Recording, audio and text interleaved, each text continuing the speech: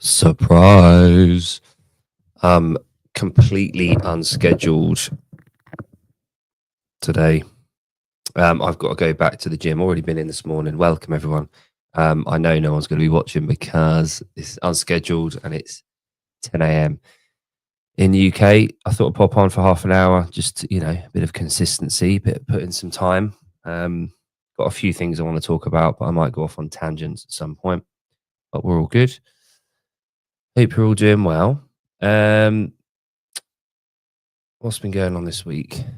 So there's a couple of things that have been sort of being talked about this week in the zeitgeist in the CrossFit media world. One of which was the Metfix and CrossFit doodah. I don't really have much to say on all of that, to be honest. I think a lot of it's already been said, but I'm really interested in exploring Metfix and what it has to offer, aside from the politics of it, aside from what's been talked about. I'm really interested in what they've got to say and the messaging. So I'm really excited about having Carl Stedman on Tuesday, which is, I think it's 10 o'clock GMT. So the morning for a lot of Americans, very early, about this time on Tuesday. Carl is like a stalwart of CrossFit. He's been around forever. He was one of the first adopter of CrossFit in the UK and in Europe very early on. I think 2005-06. Had a very successful gym in the UK. Was part of CrossFit for a very, very long time and knows it inside out. He was a red shirt, in charge of them all. Extremely knowledgeable guy, very passionate about what he does. And Carl has his own gym now, and he's recently become a Metfix affiliate.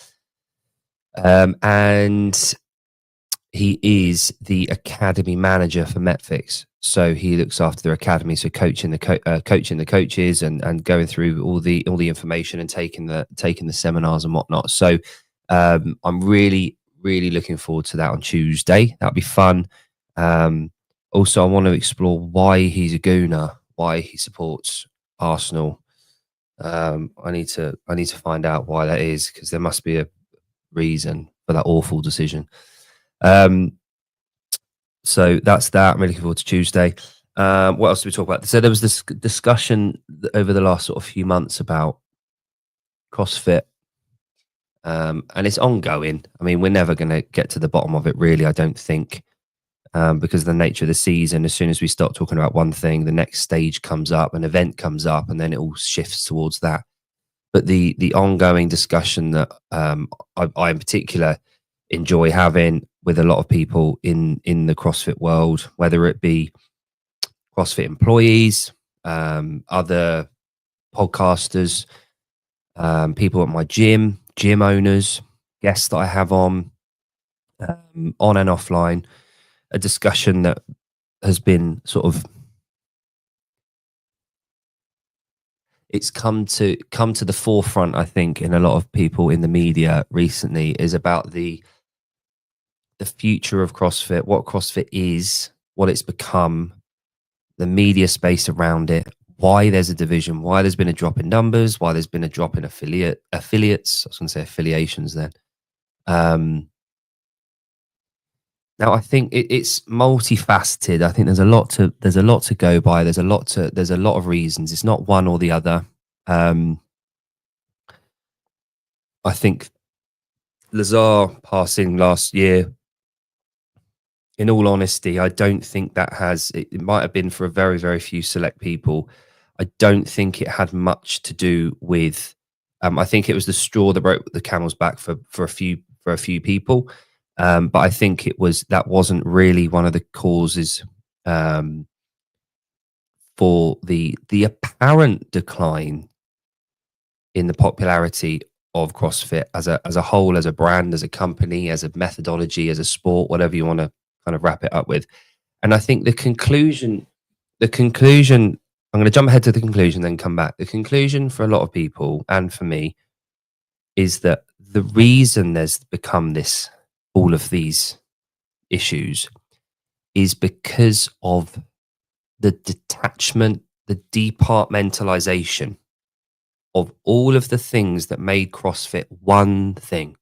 The overriding methodology and brand name that summed up everything that we did and everything that we stood for and everything that we worked for. All the people that had affiliates, all the athletes at the games and on their way up to the games, it all was summed up in one word: CrossFit. That was it. We knew what we meant. We knew what it stood for. For the for many reasons, people wanted to segment it. People wanted to divide it up, and this was this department, this was this department, this was health, this was sport, this was that, for one reason or another. The events around the globe were then sectioned off. So you have that one, you have that one. There's no central ownership. The sport itself became very detached from what the affiliates do. So not only in the capacity and tests that were being made, but the actual athletes weren't training with gyms. They weren't part of gyms. They weren't doing the L1s. They weren't part of that culture that we have. Yet at the same time, they are the tip of the spear, because we do have familiar movements. We do have that. They are called CrossFit. They're under that banner of CrossFit. So that's another thing. And then you start to look at the nutrition protocols for those select few at the top.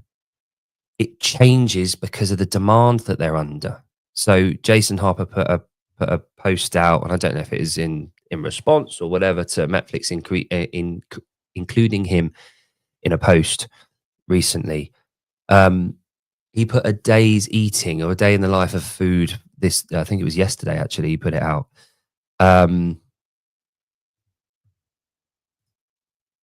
Hello.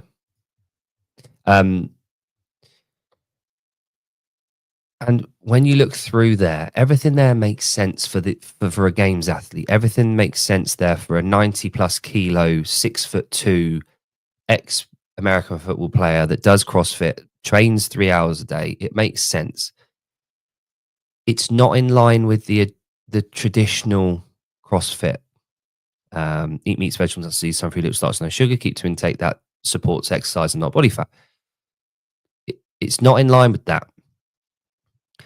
And it's a necessity, though. Hopper's not going to be able to train like he does and get to the games without eating like that. And I think that the distinction that we have to make here is just that. We've blurred the lines on what athletes do and what we do, but at the same time, concurrently, we're not doing the same thing that they do. So we like to assume that we do the same things, but in actual fact, we don't. So there's a distinction to be made there. And I feel that a lot of this comes down to communication. A lot of it comes down to responsibility in representing, and it's to be celebrated. The differences along that line, that path, that continuum, that sickness, wellness, fitness continuum, that anyone that's done the L1, anyone that's read the L1 documentation, anyone that's been in CrossFit long enough knows that continuum. You go far along, you go along there far enough, and you get to the games athletes. Now, what they're doing, like let's call it a sport for now. I'll come back to that. Like any sport, if you go far along there, it's not healthy. It's not health. It doesn't represent health. And this is where, and I've been trying to think along these lines for a little while, this is where we get into a bit of muddy water and blurred lines, because ours is the sport of fitness, the sport that represents our methodology. Our methodology is health. We're for longevity and health. If you go linear along that path for a long enough time and get to where we are with the sport and the athletes, it's not health anymore. But yet we're under the same banner of CrossFit, which it should be. It should be under the same banner. It's that one word. We need everything under that word again. And I keep pointing over there because I've got a massive flag saying CrossFit there. We need to be under the one banner. We need to unify everything that falls under that name again so that we have clarity on what it is. Now, I did something on ChatGPT earlier. Hold the line. I never know if it's P or B. So I'm going to share this.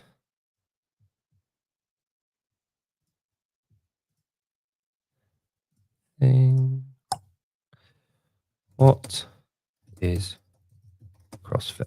Ooh, crossed it. That's a new one. That's the one coming out next year. Right. Oh, hello. I don't know if that's switched pages. Right. Yeah. Here we go. Okay. Hang on. Remove. Open up a new window. You see. So, what is CrossFit? CrossFit is a branded fitness regime that combines elements of. Now, before we do this, let's wait to see when and if it talks about fitness racing or sport. High intensity muscle training, Olympic weightlifting, powerlifting, gymnastics. So it's saying what it combines elements of. The movement. What is CrossFit? The first thing it talks about is movement, what we do in the gyms. Key characteristics of CrossFit: constantly varied workouts, functional movements, high intensity, community driven, scalable for all levels. Right. So those 5 points are massive. We usually wrap this up: constantly varied functional fitness performed at high intensity, or constantly varied high intensity functional movement, as my L1 shirt says from 2013. Community driven, massive, and scalable for all levels. Now that's the bit that all of this comes down to, in my opinion. Example WOD workout the day. CrossFit goals: improve overall fitness, strength, endurance, flexibility. They're the components. Build a well-rounded athlete rather than specializing in one area. That's great. And you can ignore this. Now, at any point there, does it talk about the sport? It doesn't. At any point there, does it talk about the nutrition protocol? It doesn't. The 5 key components and characteristics of CrossFit it talks about are the fact that it's scalable, it's community driven, and then constant varied function fitness, high intensity. That's what it talks about, and it lists the kind of things we do. It talks about the movement. Now,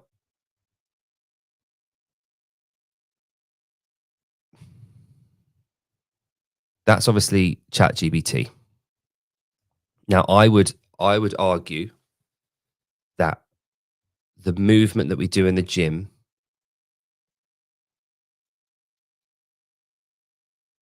is an ability to express the work we do rather than the actual work we do. So we have to remind yourself that I've just said this falls under the one name of CrossFit. So all of it is the same thing. What we need to do is to be able to distinguish between the assets and the facilities and the components of what we do, i.e., we've got our nutrition protocol that we follow. It's the first paragraph of Fitness in 100 Words. But then it goes on to the movement. The movement is the ability to express our health.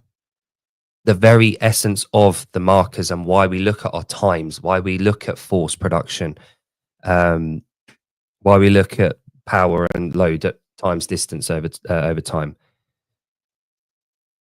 The reason we do that is to demonstrate our health. It's a demonstration of that. But you need to work on the health part, and that is still CrossFit. All of it is CrossFit. It's all one thing. And I'm going to find better ways to express my point here. But we're all arguing the same thing. We're all saying the same thing.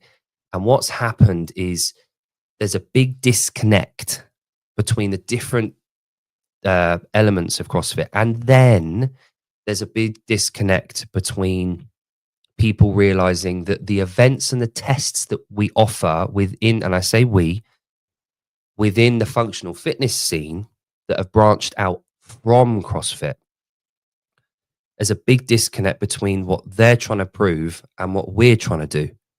We prepare people for all of that shit. That's what we do. And we test that in our gyms every day with movement.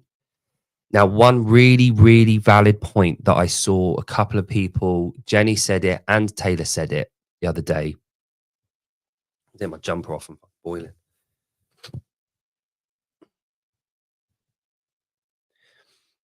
Was if members at a gym don't understand that the nutrition should be the base. He said the name. If they don't understand the base should be nutrition, if they're not getting that communication, that comes down to shitty affiliation. That comes down to the managers and the gym owners. It doesn't come down to CrossFit being weak. It doesn't come down to the fact that there's this, that it's not in here. They haven't removed it from here. It's still what we do. It's still what CrossFit does. It is still what that name represents. But if your gym owner or your affiliate manager or affiliate owner doesn't communicate that and fixates on other elements of what CrossFit offers, that's on them. It's not on CrossFit. This comes down to responsibility and accountability at the affiliate level.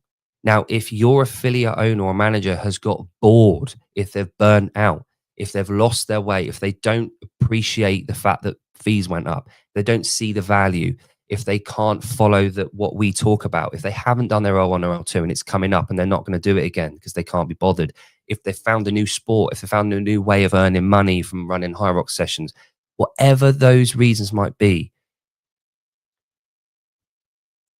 they need to show the fact that they understand that this works. This is what we do, this shit. And all the best people understand that.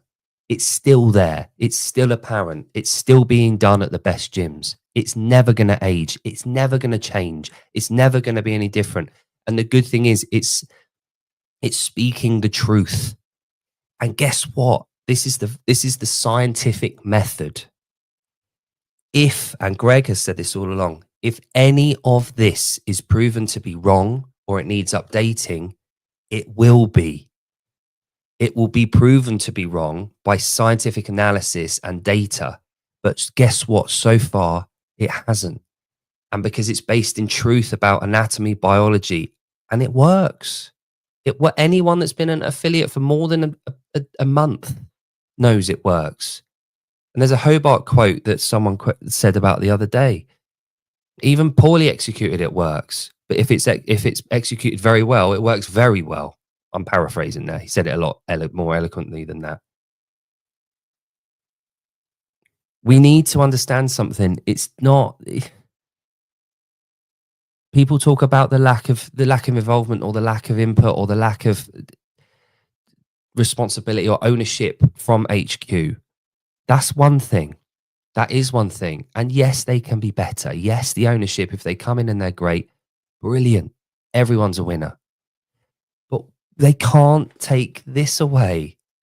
This is there. It's never changing. It hasn't changed. It's always there. Your coaches and your managers and your gym and your community and what you coach and what you train and what you teach and what you sell and how you advertise. That's on you. That's not on CrossFit. That's not HQ's fault. It's not their concern. It should be yours. And these events that come around that are great. I'm doing a High Rocks in October. I love the idea of doing a High Rocks. But what we can't do as affiliate owners, managers, and coaches is blame CrossFit for the decline in uptake, the decline in retention, the decline in the other companies coming out with these events. That's on you.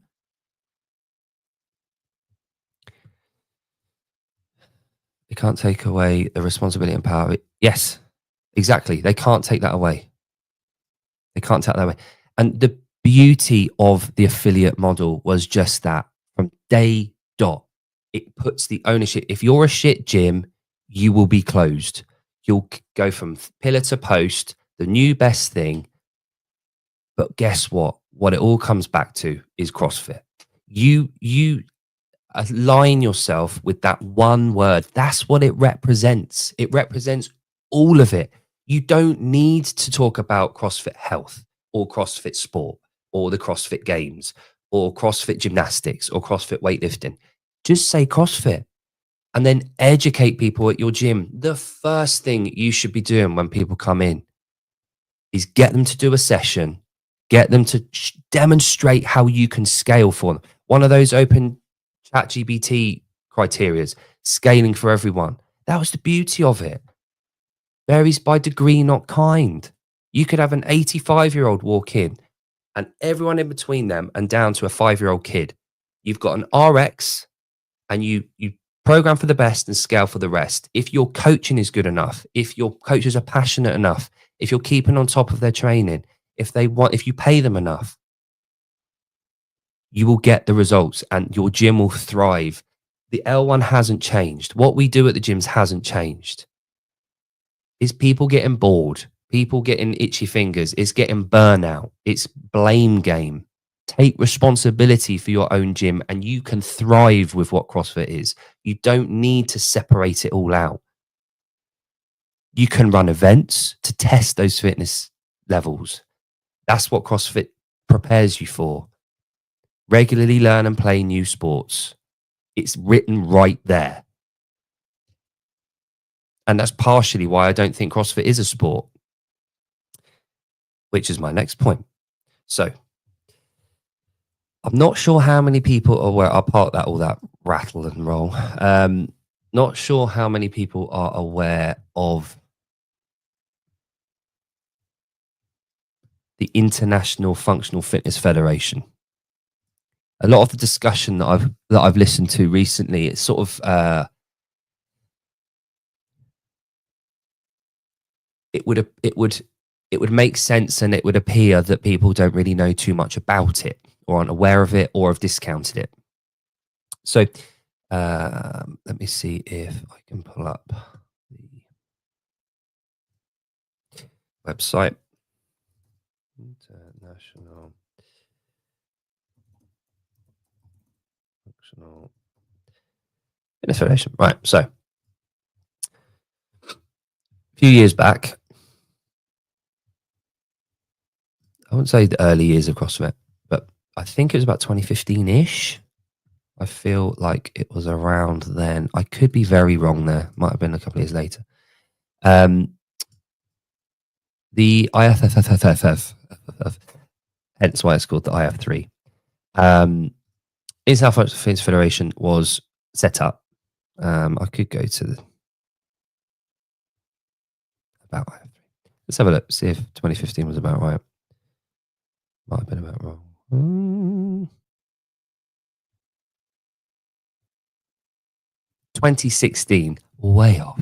Oh, well, it received its first tax exemption. Okay. So, got a nice mix there. He's got a lovely smile, hasn't he? IFF was set up to cater for legitimizing, regulating, and distributing the sport of functional fitness. Now, I know that many people in this world are American, so I'm not gonna talk patronizingly. I'm just gonna talk from a place of neutrality, let's say. So I understand that the NFL, NBA, MLS, what else you got? MLB. Those 4 or 5, I know NHL is different. Those 4 or 5 sports, they are all run internally and are branded. So they're not, they're very, very different from regular sports. With truly global sports, you have to have a neutral, non-branded federation that is a charity organization, non-for-profit, that promotes the grassroots of a sport and can cater and stay neutral in forms of governance. So all sports have to have that to be a legitimate sport for a lot of people. Now, I know the NHL has that because they have organizations outside of America. So obviously, ice hockey isn't just an American sport. It's arguably, obviously, the MLS is very different because that's only a recent thing. But your traditional, let's call it three, you've got baseball, basketball, and American football. Those three are 99% of that is played in the US and is owned by companies and organizations, and it's a brand. Now, CrossFit falls into that category as well. It's a brand, it's owned centrally, it's an HQ. So therefore, it doesn't fall into that traditional categorization of what a sport, what I just said about is. Compare that to football or soccer, as soccer. Soccer, you have the top tier. You have FIFA. They are the Football Federation. They look after it, supposedly, from a neutral position. They regulate, they distribute, they align with WADA. They do all the work towards regulating the sport globally. They organize the events globally via the next tier down, which is regional. So you'd had UEFA, or the European side of it. I think it's the United European Football Association.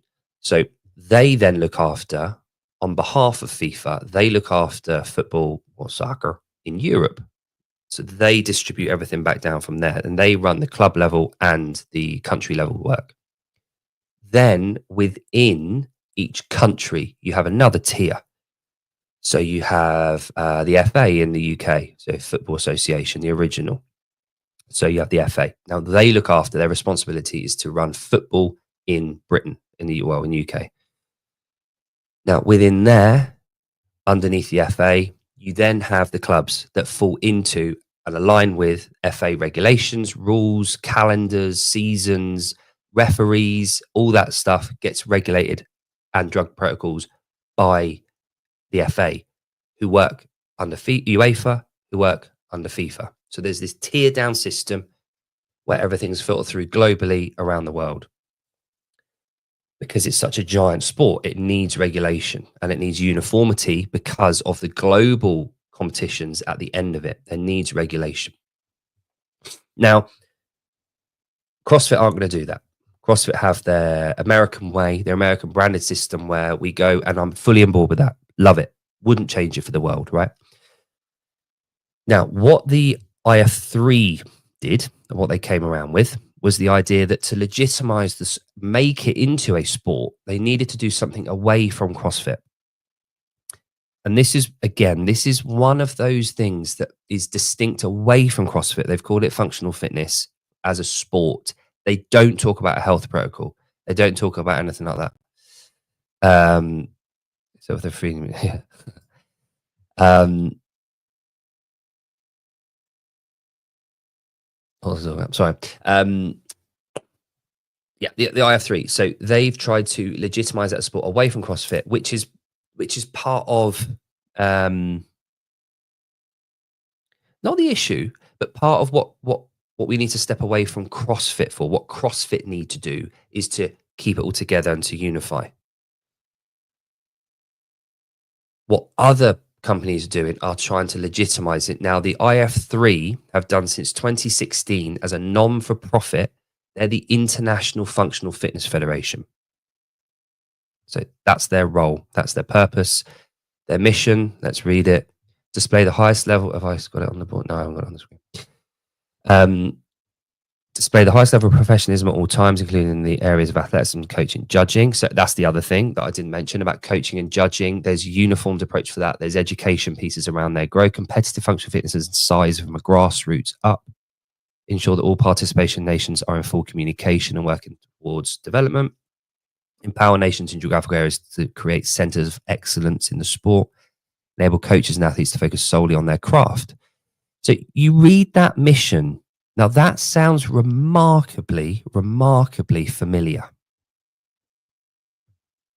Now I think WFP are trying in some respect to gain ground on that, but then they're a hedge fund. They're trying to make money. They're trying to profit from that.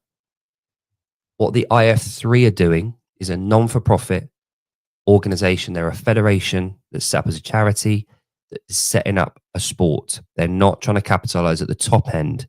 They're trying to grow from the grassroots. So there's a big difference there. Now, what you've got with the IF3, that's the world thing. Now, what you have under them, like we talked about with FIFA going down into UEFA, you then have, in my example where I am, you've got the European Functional Fitness Federation, so EF3. And EF3 are that tier through where they look after Europe specifically, feed through and pass down all the coaching, development, education, grassroots scheme, and communication around that. You would qualify for, let's call it Worlds, via the European Championships. This is the sport, remember. Now, to qualify for the European Championships, you have to have done the National Championships, which is, in my instance, the BFFFF, so the British Functional Fitness Federation. So you can, and then underneath them, you then have the affiliated clubs, the clubs that do that. Now, you don't have to affiliate with a club. You can, like in the Open, you can register online for the events, video, record them, send your results in. You then qualify for the British Nationals. You then qualify if you win those for the Europeans, and then you qualify for the Worlds and that. You have a linear pathway as a sport to go through for non-for-profit. So it's not branded. That's what the IF3 are. So I'm just throwing that in there because I feel like they haven't been included in this conversation the last couple of weeks. And I feel like you've got a lot of people talking about Metfix and Metfix themselves talking about the movement isn't important. We don't care about the times and loads. We talk about nutrition and health protocols. You've then got on the other end of the spectrum, you've got the WFP that are trying to capitalize and earn profit for shareholders out of the top tier of the sport. They are two completely broken away things from CrossFit. But what we have at CrossFit is all of that under one name. We don't need all that. The only reason all of this has come about, and I'll say this honestly, is because people want the bite of the cherry. They want to make money out of this, which is fine. We're not anti-capitalism. We're not anti-making money. But I feel like what should have been done is those people within our world, within CrossFit, find a way to do that within CrossFit. Get better at your craft. Get better at coaching. Make your gym better. And athletes, align yourself with affiliates. Align yourself with a methodology. What was it the other day that Spin put out? And people said it was really good. Before I quote it, I'll get it up here.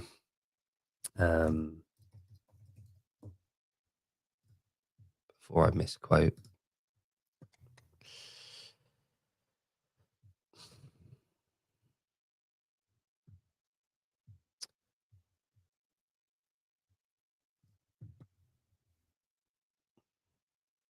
"26 of the 60 individual athletes going to the CrossFit Games this year have got their L1 or L2. That's less than half.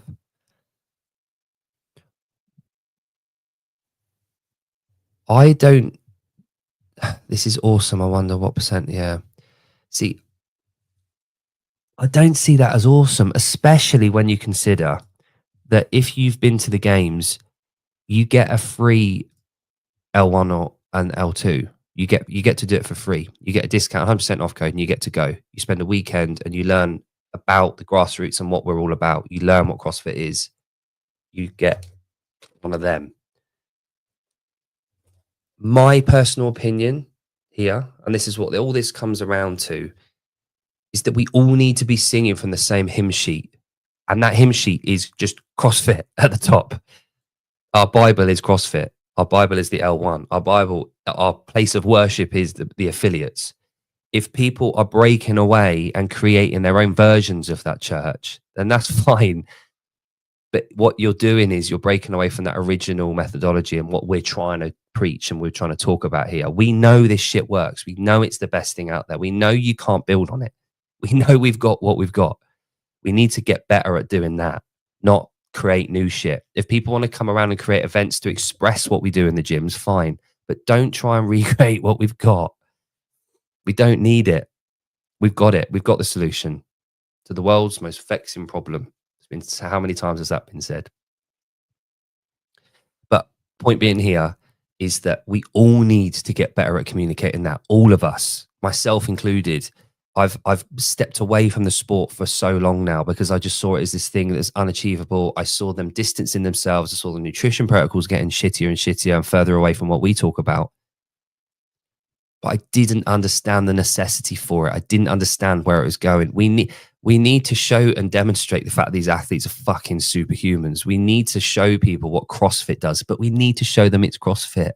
And we need the athletes to talk about it. We need the athletes to understand what CrossFit is. We need them to highlight. We need them to discuss it online. They're the people that should be shouting from the rooftops about what CrossFit does and affiliates do. Get more people in. Grow the base. He said it again. The base of the pyramid. Get more people in the gyms. Grow the affiliates. Get that base and foundation level bigger. Incremental growth. More people enter the open. More people watch the games. More people fill the stands. You've got to grow that base. He said it third time. And it's all under the name CrossFit. All of us need to be doing that. People like me that are potentially burned out at the sport level and got bored of it for whatever reason, we need to reignite that flame and enjoy it and promote it and talk about it again as part of what we do. People right at the tip of the spear, the right at the point, the athletes, the people doing it, and the coaches. We need to reignite that flame of talking about the rest of the fucking 99.9% of people that do CrossFit. Because as soon as those two have done this, the umbilical cord has snapped. You're not getting fed, and we're the mother. The community are the mother, and we're feeding the sport. That baby's not ready to go yet. It's one of us still. We need to be the same thing, and it falls on everyone. Exactly to the base of the shaft. You put me off now. But yeah, we have such an amazing larger community. We have so many people, and I want to talk about a couple of them in a minute that I personally want to highlight. And one thing that I'd forgotten totally about is when you go to the events, when you go to the fitness events, whether they're CrossFit licensed or not, you're reminded of the amount of people that care. You're reminded about the people that are involved with our community that are growing it. And you don't have to be an affiliate owner to grow the community. That's the beauty of what we do. That's the beauty of being part of a community. You can be Travis from Vindicate, selling t-shirts that promote people. He's making a small profit. He's getting us to wear cool t-shirts in the gyms and feeling badass again. He's promoting the sport. He's getting athletes money. He's promoting their names. And in return, the athletes promote the brand and we win. The community wins. We explore, we get bigger. It's incremental. We need to grow CrossFit. We need to be under that fucking banner. Now, anyway,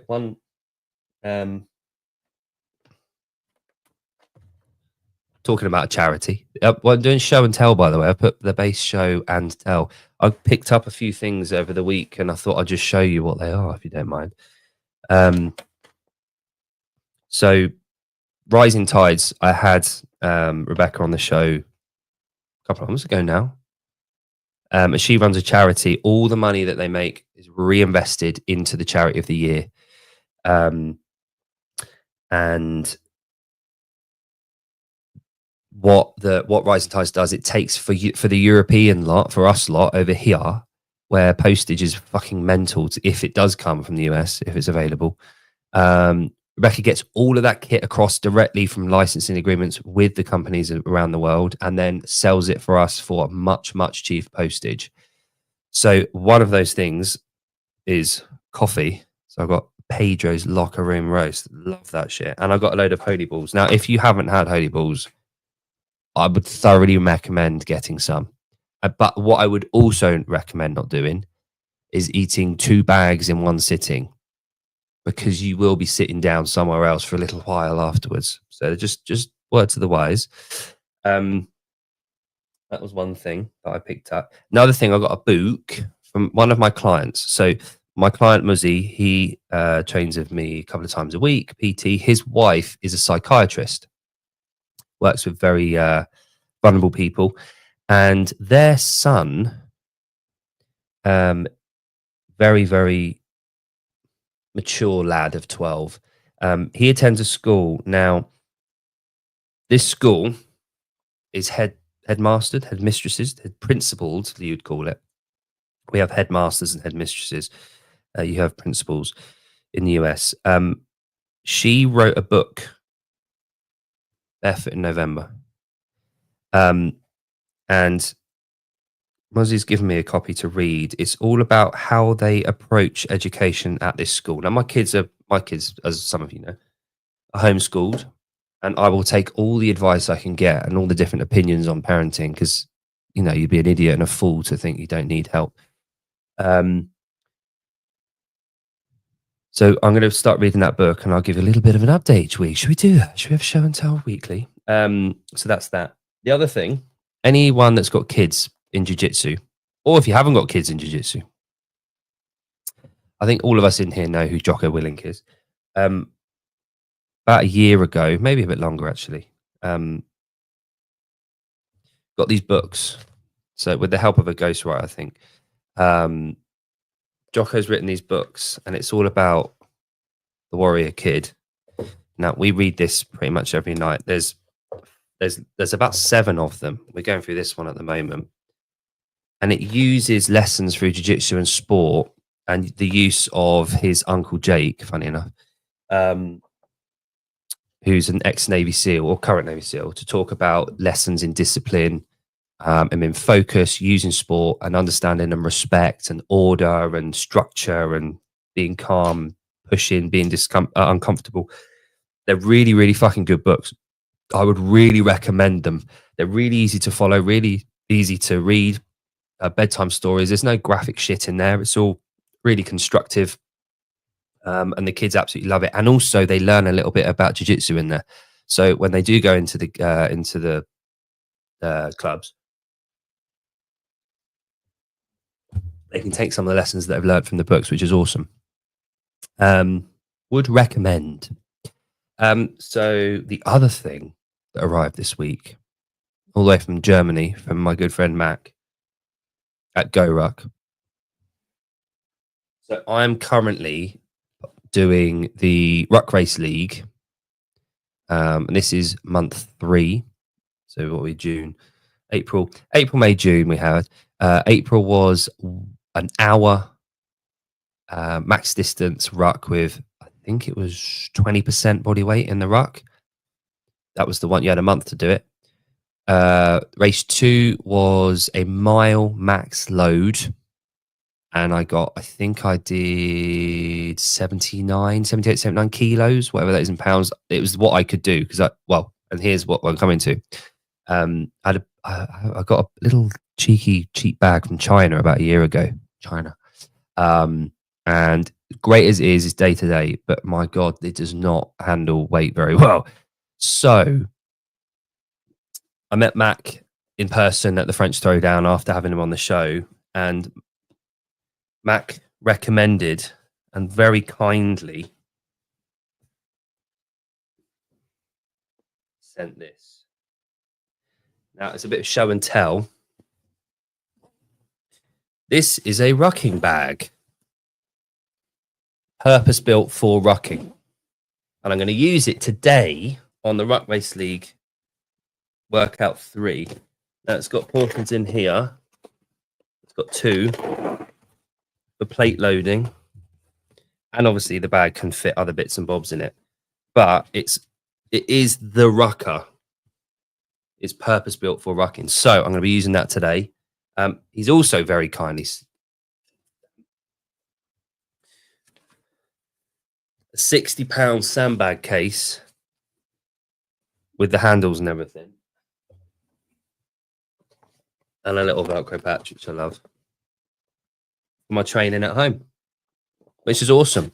So massive thank you to Mac there, and go and check out Mac on he runs Go Ruck in Europe. He does a lot of events. I'll tell you what, let's pull up his page, shall we? He's doing some incredible work, and he's such a good guy. Such a good guy. Community driven guy, one of the originals. Seminar staff. I think I'm sharing this. Yeah. But he's traveling at the moment. And today, he's in Bristol in the UK, in the southwest of the UK, on a stand at Superhuman Events, which I went to years ago. There's a bit of rain up there, as you can see. But they run events, and they have these patches that if you come and do an event and you do the task, you get a patch, which is awesome. So Go Ruck, he travels all around Europe all the time. So this was fucking mental. He did a mile. He did 177 pounds, which is fucking mad. But he's the man. He is the absolute man. He's willing to work a lot for everyone. So big thanks to Matt. Go and follow him on Insta. And he's obviously part of Go Ruck, like I said. So he's the manager over there. So go over to there. What else have I got to show you? I've got a clock to show you, if you don't mind. So homeschooling, I've got the 6 and nearly 8-year-old. She's 8 next week. So let's call her 8 for now. Although that has flown by. Speaking of time. Now, don't know about you. I'm a very visual learner, a very visual person. So very, very good visual memory. I'm not very good with numbers, terrible with numbers. I'm good with visual. My son and daughter are the same. My son's been struggling a bit. He's 6 with picking up about time, understanding the flow of time. So a friend of ours, Cara, she got me this. Now, what I love about this is that we get to 1:30 and then it counts down the numbers. So the minutes to the hour. And this has been an absolute game changer for my son. As we talk about like being a visual learner, he'll remember 1:15, yeah, working our way around and coming through. He'll remember all that. So the difference we've made so far in the case of a week has been amazing. It's been really cool to see the difference. So little things like that and little tools are really important, I think, and understanding the method isn't always the same for everyone. People learn differently. And let's bring it back to CrossFit. As a coach, that's one of the things that has really helped me with parenting.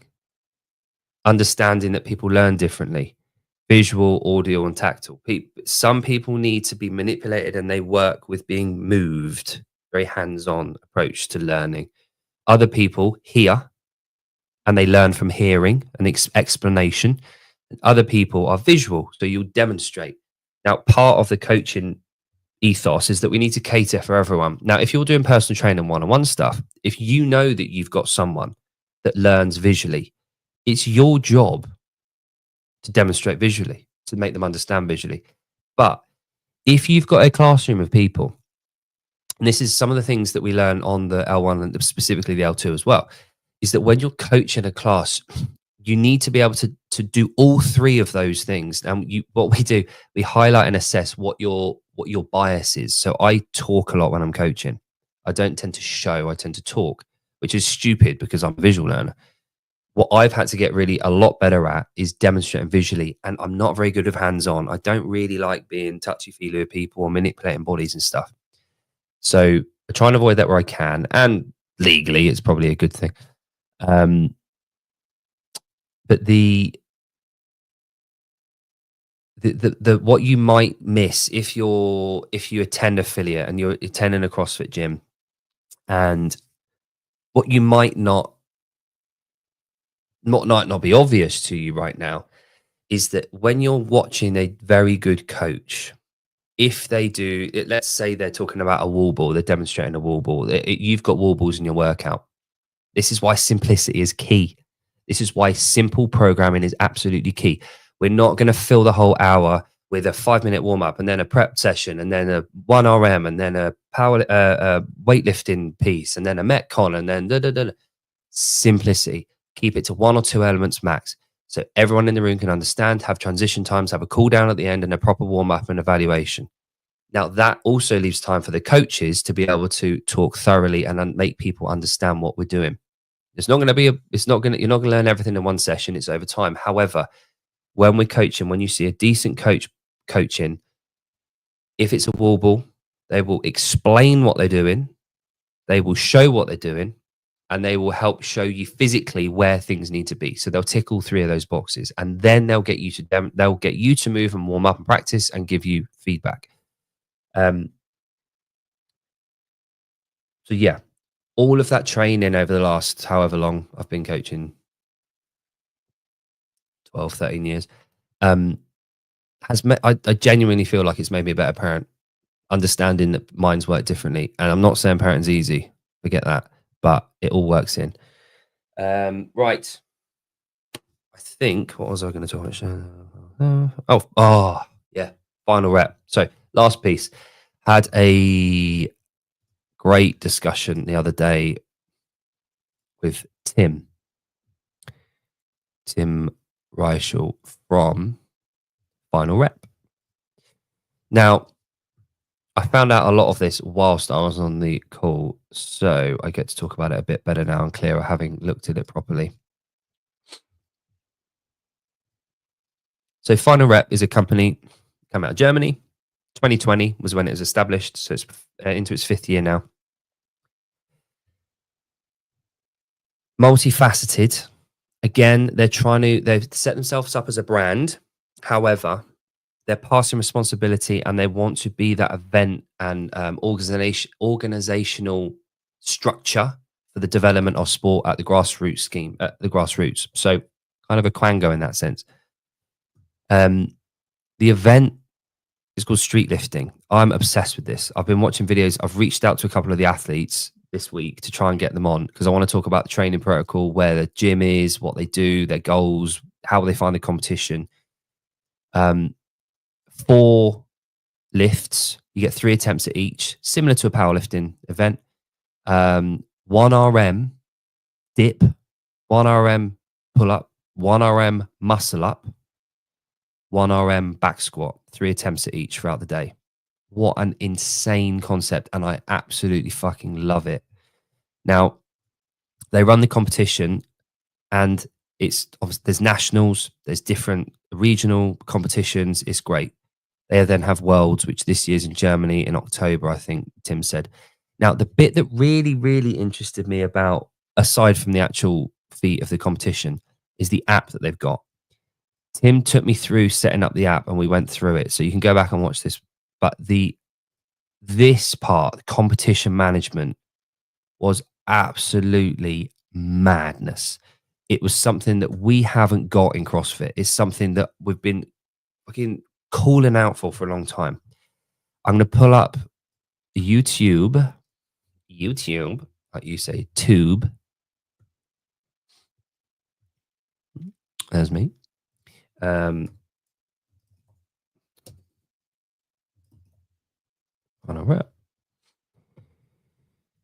Is it on mute? It's not on mute. Right. So let me just pull this up. 1 sec. Hold the phone, please. Hold the phone.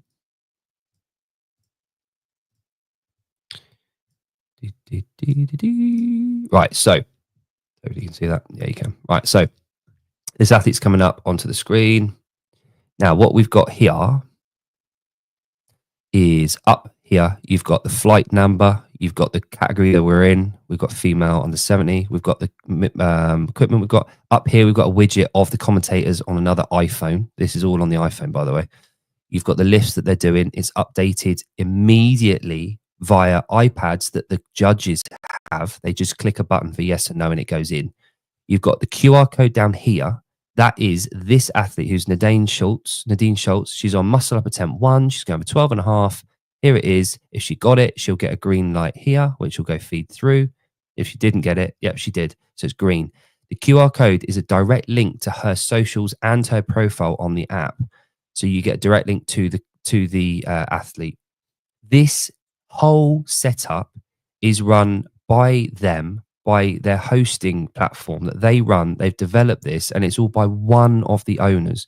They've developed this, and it's free of charge for anyone running an event for them around the globe via the app. So you just log into your computer, you open the app, you create a stream link, you put it on your platform that you're using, and you go live, and it runs this through YouTube. You have your camera all set up. It is insane. It's so simple, so easy to use, and yet it's all done for free. It's all hosted by them. How many times have you seen this at a CrossFit event? We need something like this. We need this. One of the bits of feedback from competitions that we always have is, I don't know what I was watching. Who's this? Who's ahead? And then you've got the organizers floating around, scrambling to organize this, that, and the other, to get the cameras all set up, to get the information across, to talk all the time. That takes away all of those issues, and it's free via the app. So I'm picking up with Tim, and I'm going to try to see if we can make any leeway there, or kind of, find someone to use it within our world, so we can see how it stacks up, and how manipulation can be made towards our events. It'll be really cool to see that rolled out. So keep an eye on that. Who's this? Like Savon was saying yesterday, right? YouTube has taken away our nicknames on here, what we call ourselves. So I can see that's Living Big One. That's your handle, your YouTube name, not the one that you've called yourself. And Pat, your 12 doses again on here. So if I show you that at 12 doses, it's not your name or what you called it. Why have they done that? Really fucking annoying. Because now I don't know, like normally you'd go, oh, it's Dan, or it's John, or it's Eric, or it's Pat. But now it's like, oh, it's 12 doses, which is frustrating. But yeah, anyway, cool. Coming up to an hour. I thought I'd do 20 minutes. I've got PT in about 20 minutes, so I need to leave soon. But so it's on Mollo, please. Both. It's on YouTube. So the way that StreamYard's working, it's pulling all of that, just the names from the YouTube comments into here. And then I pull them up. I don't do anything via YouTube. It's all done via a link up here. So if you go to, yeah, if you go to YouTube, if you're watching this, if you look in the comment section, I believe it'll be the same. I noticed that yesterday. My one is the same because because no other idiot is called Base Show CF on YouTube. So you'll see exactly who mine is. But anyway, there we go. So we'll all have to get used to just not knowing who the fuck's talking, or our pictures are going to be more important now. Anyway, that's that. Yeah, so I've got Carl on Tuesday morning. That'll be fun. Yeah, it's everyone. It's not just our channel either. I've watched a couple of other live streams yesterday from other sports, and that's what I was going to do. We had British power lifting. So we had our, let's see if I can get this up, British Nationals Masters Powerlifting Champs yesterday. And I'm trying to find, we had, the squats are back here, aren't they? What day is this? Sorry, hold the line. I'll tell you what, I'll show you what I'm doing. There we go. You're with me. I'm trying to think which stream, this stream 20 hours ago. No, that's the wrong one. British powerlifting live now. Day 2. We want day 1, and it was, what's the time? 12. So about 18 hours ago. Yeah. Might be this one. We've got a lady called Janet who this is the men. So Janet was at the British Masters last night. Coming up bench. Not really mega clear. Sorry about this. I was planning on doing talk amongst yourselves. Talk amongst yourselves. Which one's day 1, session 1, platform 2? Is that the one I just pulled up? Yes. Let's go there. Let's go there. Matey boy. So the Janimal will be deadlifts.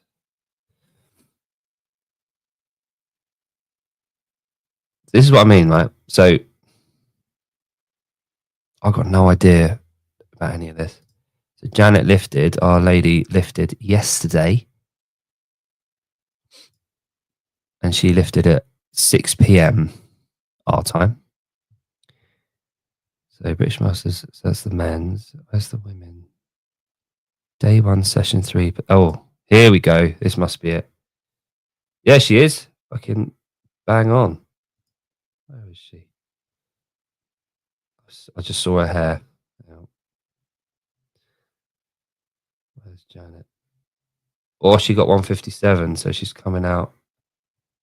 So let me show you something. Here she comes. Was it? Oh, for fuck's sake. So she's coming out now.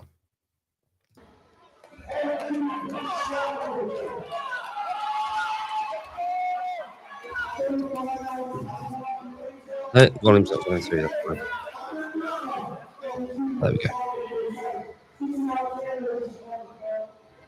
So we're looking at 162 here. And Janet is 57 years old. So 57, she's just squatted 162 and a half. Boom. Janimal. Sorry, I'm away from my thing here. Yeah, you'll have to change your doodars. And then bench. Let's go benchy. Janet got 70. She's coming out here. 80. Let's have a look at how she does. Go on, Janet. Here we go. No belt. Raw as you like.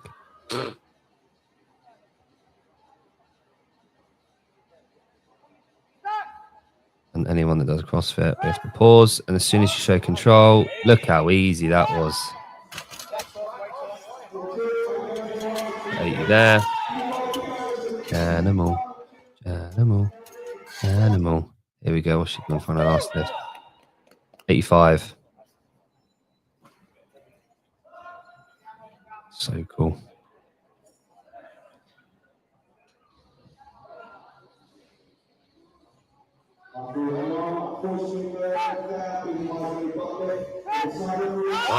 Yeah, buddy. Easy. And re-rack. So if you're unfamiliar with powerlifting, you need to pause and go to Q. You have to follow commands. Right, so let me pause that. And then we'll go for a deadlift. Now, let's see what she's saying with a deadlift. Oh, she's just... Oh, my God. That's got to be a PB. Look at this. Go for 192 and a half. And I just saw she got it. Look at this shit. So, bear in mind, Janet's 57. She's 57 years old. She's M2. And this is 192 kilos. Which for you American chums...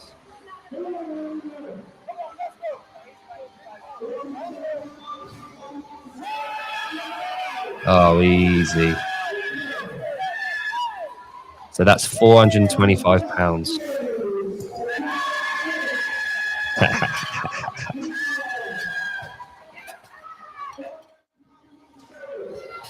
So £425 at 57. So let's go.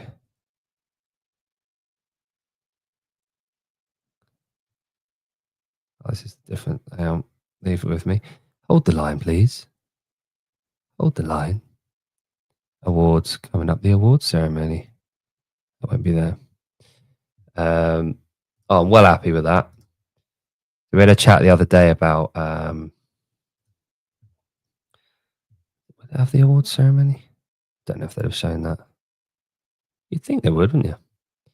Was that the one I just watched?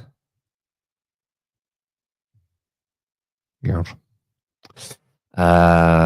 Good. Right. Well, so with that in mind, Janet won the British Nationals, and her total. Let me tell you a total. An SBD total 162.5 plus 85 plus 192.5 equals 440 kilo total, which is 968 pounds. So a 57-year-old woman just hit a 968-pound total. She'll definitely have 1,000 now, won't she? So the Janimal is on fire, and I'd imagine that will qualify for Worlds. So that'll be fun. Let's go, Janet. Anyway, I hope discussion at the beginning gives you some food for thought. We're all part of that, but we need to remember that we're all part of it. Everyone in our space needs to be talking about that name and that brand. Whether you like a brand or not, we are that thing, that methodology. We need to all fall under that thing. If you didn't hear my fucking 25-minute speech at the beginning, please go listen to it. And also, can you make comments after I've hung up on here? Go in the comment section and just write a comment and say, Jake, you were really shit, or whatever you like. Just like it and comment. It's like really good, apparently. Anyway, I hope you have a lovely day. Enjoy life. Go outside, get some fresh air. I'm gonna go for my ruck. Exactly, Dan. Exactly. And we all need to get better at that. We all need to, myself included. I'm going to talk about the sport a little bit more, a little bit less biased towards the methodology, because it is the same thing. But yeah. Anyway, hope you have a lovely day. I shall probably be in the comments later on Savant Show being an utter knob, because that's the only reason I'm there. Anyway, have a good day. Thanks for joining me, everyone. And hope you have a glorious Sunday. Bye for now.